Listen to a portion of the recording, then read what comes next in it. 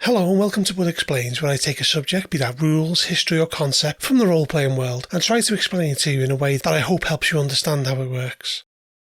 Today's explanation is Slayers from Warhammer. Thought of by many as one of the most iconic features of Warhammer, the Drengi, or Slayers, are on the face of it heavily tattooed and pierced psychopathic warrior punks, replete with spiked orange mohawks and beards with an extreme death wish. However, as is the case with these things, it's not quite that simple. Regarded as essentially the personifications of the ultimate dwarf warrior, they fight to bring destruction to the enemies of dwarfkind, seeking doom and a worthy end. They are, however, a sad facet of dwarf psychology made real. Having been dishonoured or shamed in some way, they look to make amends in the only way that they deem possible. Dwarfs are a proud people, and it's their inability to cope with failure or tragedy that drives them to take the Slayer's oath. Upon making the decision to become a Slayer, they make a pilgrimage to Carrick Cadron, otherwise known as Slayer's Keep, and visit the holy shrine of Grimnir, the god of Slayers. At the shrine they partake in a ritual whereby their hair is shaved to a single crest that is dyed orange and made firm with pig grease. It's often thought that the larger the crest, then the more deadly and sadly least successful the Slayer. Once shaved, they carve their name onto a pillar there, then set out into the world, looking for battle against terrifying monsters and almost insurmountable odds.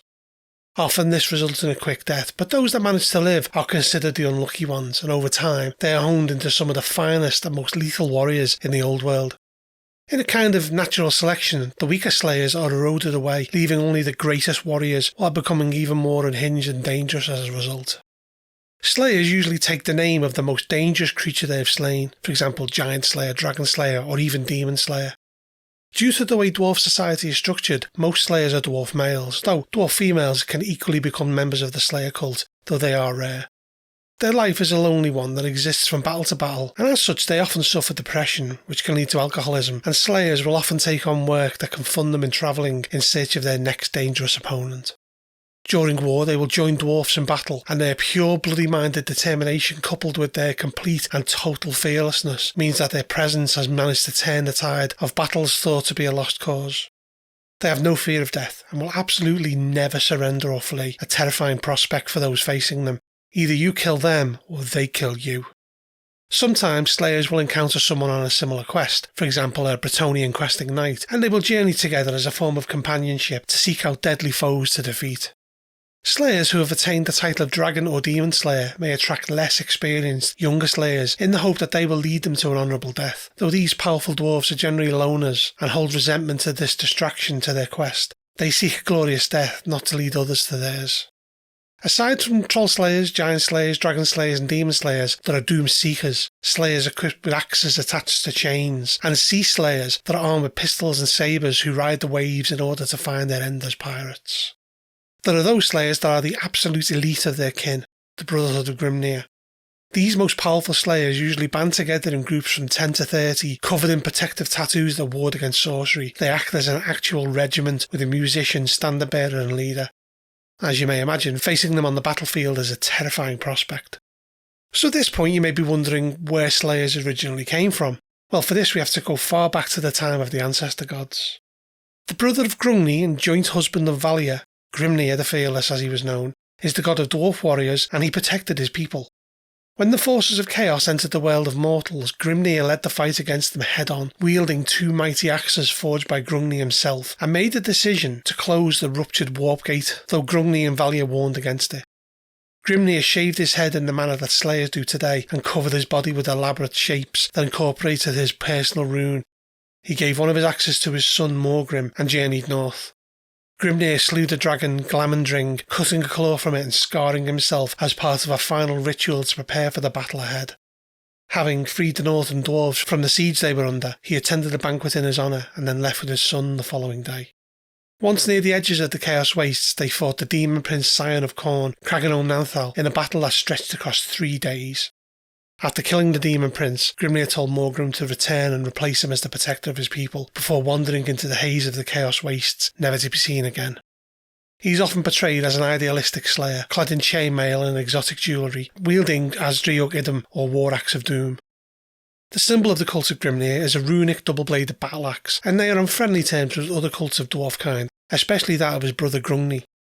They don't have much to do with other cults, however they respect the cult of Sigmar due to them being a warrior cult and to honour the debt owed to Sigmar. Both Slayers and non-Slayers can join the cult of Grimnir. Slayers are expected to join battle when the chances of an honourable death are favourable, and cowardice leading to further disgrace is forbidden. Other than that, Grimnir asks nothing of Slayers, as their path to redeem themselves is understood. The very concept of Slayers is one that is alien to non-dwarves.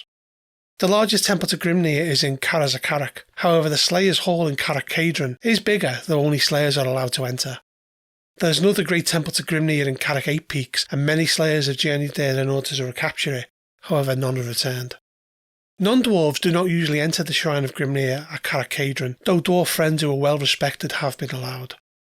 There are, as you may imagine, many notable Slayers in the Old World. The first actual Slayer to take the oath is thought to be Gudrun, the best friend of King Snorri Morgrimsson of Karazakarak. However, it's probably prudent to talk about the two most well-known of their kind. The Slayer King of Karak Kadron, Ungrim Ironfist, and possibly not only the greatest Slayer, or maybe worse depending on your point of view, but unquestionably one of the greatest warriors in the Old World, Gotrek Gurnisson. The King of Karak Kadron, Ungrim Ironfist, is a Slayer who had taken the oath and as such bound to seek his doom. This stems from King Baragor of Karak Kadron taking the Slayer's oath in -650 IC after suffering a terrible loss. Though the nature of this loss has been lost to his people, the details are passed down from Slayer King to Slayer King. Unfortunately, even though he took the Slayer's oath, he already had another vow, that to be king and protect his people. In order to fulfill both, he created the Slayer Shrine at Karak Kadron, a haven for Slayers, with his sons inheriting his vows and continuing the family line, of which Ungrim is the current one. Ungrim carries the burden of the vows of his ancestors. The name Ungrim itself means oath-bound or oath-breaker in Khazalid. He is completely loyal to his subjects and dwarf kind, as well as being a mighty warrior and often acknowledged by the High King as the greatest and most accomplished of all living generals. He takes Karak Kadron into battle with the least provocation.